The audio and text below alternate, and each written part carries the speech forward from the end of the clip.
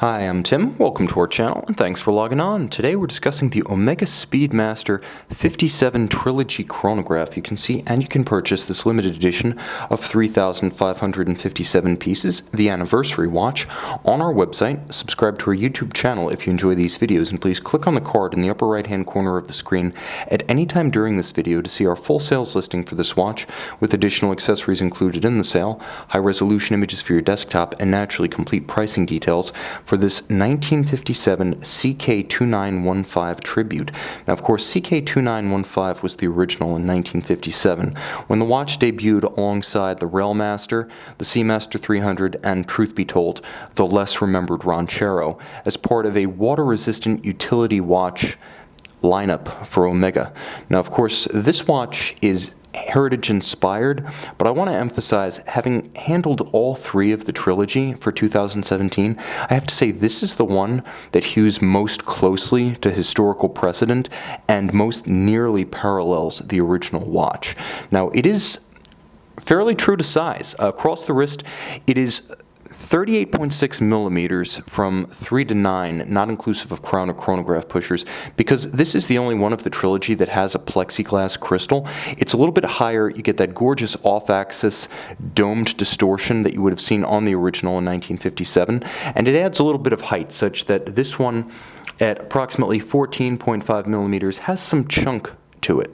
It might not clear the tightest of dress cuffs, not because of the crystal, however, but because of the cantilever of the tachymetric scale, a feature retained on Speedmasters to this day. However, you should be fine for a sport jacket or a blazer. From lug to lug, it's 48 millimeters. Eyes closed, you wouldn't think vintage watch, however, because of the substance of the case, the bracelet, and the clasp. This is the largest single divergence in specification and features relative to the historic prototype. The bracelet is very substantial, with satin-finished center links, polished outer links, and you can see screws, not pins and sleeves, used to adjust and size the bracelet. It also features a satin finish on the underside with broad channels to aerate the wrist on hot days, as well as avoid pinching skin or pulling hairs. There is a very substantial milled-out clasp with a solid swing arm. You can see there is a vintage Omega logo on the exterior, your only cue that you are looking on a vintage tribute watch.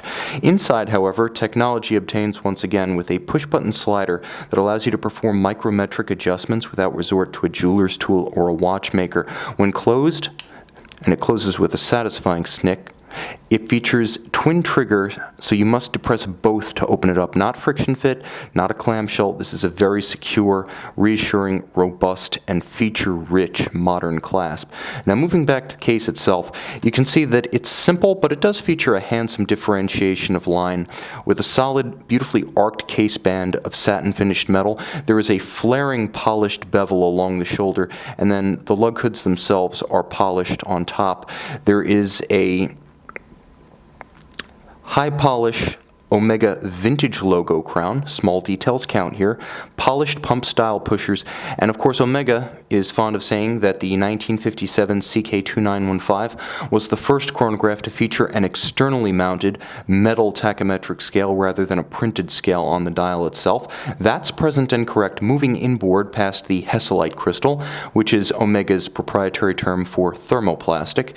You can see the dial is what Omega describes as black tropical. Now, I generally associate tropical with some sort of turn towards the brown color spectrum, but I'll take their word for it. I'm only conveying.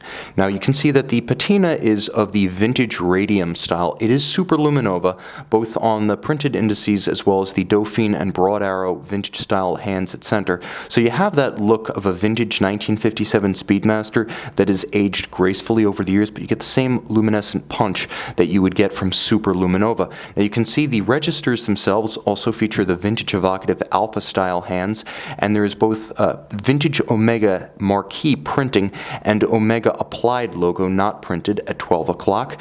Now, I mentioned that this is the one that probably hews most closely to historical norms and is probably the closest parallel to the watch that inspired it, because not only is it very true in terms of its material and external style, but inside the case you actually have a descendant of the caliber 321 manual wind chronograph that powered the first 1957 Speedmaster. Now, that was the 321 with a column wheel operating at 18,000 vibrations per hour. This is several generations removed, but based on the same fundamental Lamagna architecture.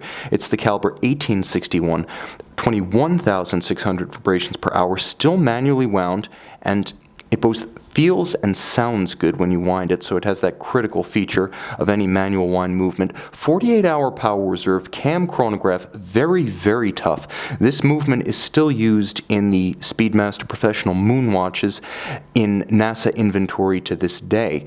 A tough movement, a tough watch, and actually slightly more water resistant than the standard moon watch. This one is 6 ATM, that one is 5 ATM. This is the historical purist's choice among the Trilogy of 2017, the one that's closest to its historical inspiration, aesthetically and mechanically, the only one with the original plexiglass crystal, but nevertheless mounted on the same gorgeous bracelet with deployant clasp and slider that you see on the other two editions of the Trilogy. You can see and you can own this one, and perhaps the other two of the Trilogy, on our website.